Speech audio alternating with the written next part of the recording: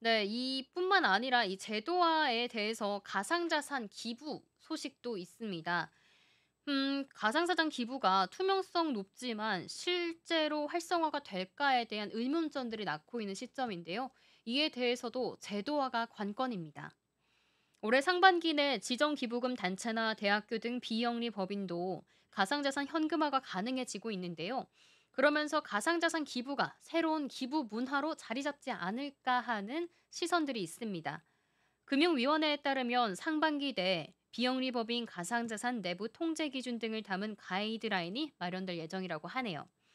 그동안 비영리 단체가 가상자산 기부를 받더라도 법인 계좌 개설이 막혀 있기 때문에 이 받은 가상자산을 현금화하는데 상당히 어려움을 겪어왔습니다. 2021년 사랑의 열매는요, 피어테크로부터 약 1억 원 상당의 비트코인 기부 받았지만요, 가상자산을 매각해서 얻은 현금으로 전달받았습니다. 그 말은 즉슨 가상자산 자체를 받은 게 아니라 이걸 현금으로 한번 돌려서 받아야만 기부가 됐던 것으로 보여지고 있습니다.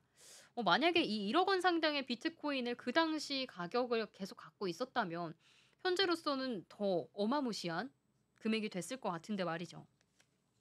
한 비영리법인 관계자는 이렇게 말도했습니다. 자산이 다양해지는 만큼 기부 수단도 넓히기 위해 끊임없이 고민하고 있다고 말하고 있는데요. 기부는 자발성이 전제기 때문에 편의성이나 세제 혜택 등 제도적 유인 등 이 동기를 자극할 장기가 좀 필요한데 현지는 유인이 뚜렷하지 않아서 기부 시장도 좀 활성화되지 않는다는 아쉬움도 내비치고 있습니다. 이 말을 다시 보면 이 가상자산을 기부 수단으로 쓰는 거를 상당히 긍정적으로 평가하고 있다는 모습으로 보여지기도 하네요. 하지만 가상자산 기부에 있어서는 가격 변동성이 좀 부담으로 작용하고 있습니다.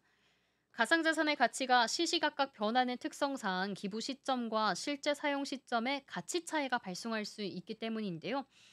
어 초를 따 초를 다투는 싸움으로 이 가상자산의 가치가 변동되기 때문으로 보여지고 있습니다. 그렇기 때문에 안정적인 기부금 운용이 어렵다는 점은 우려점으로 보여지고 있습니다. 국내 주요 가상자산 거래소들은 관련 서비스 구축에 속도를 내고 있는데요.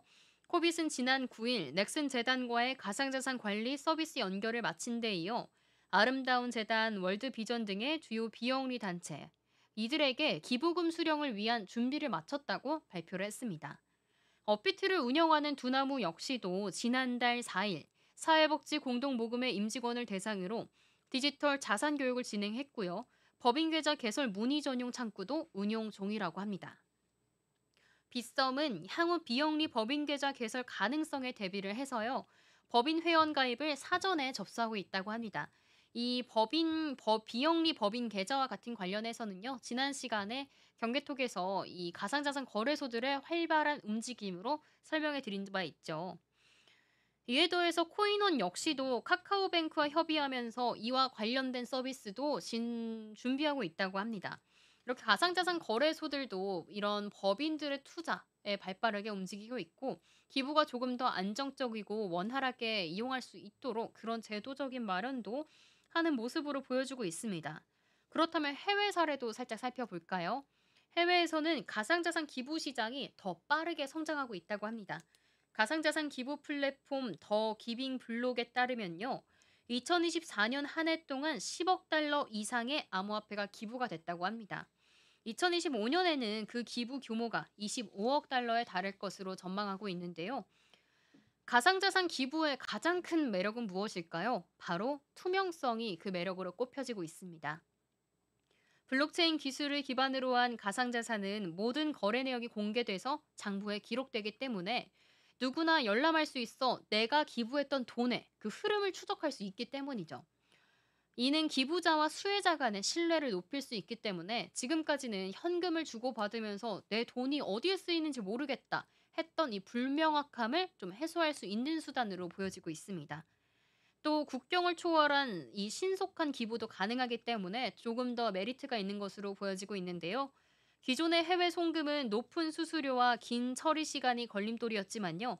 가상자산은 특성상 정말 빠르고 저렴한 비용으로 전 세계 언제 어디서든 거래할 수 있다는 점이 기부의 매력으로 꼽히고 있습니다. 특히 그냥 일반 기부보다도 전쟁이나 긴급한 이 자연재해 같은 사례들이 있을 때는 조금 더 신속한 구호 활동이 가능하게 한다고 합니다.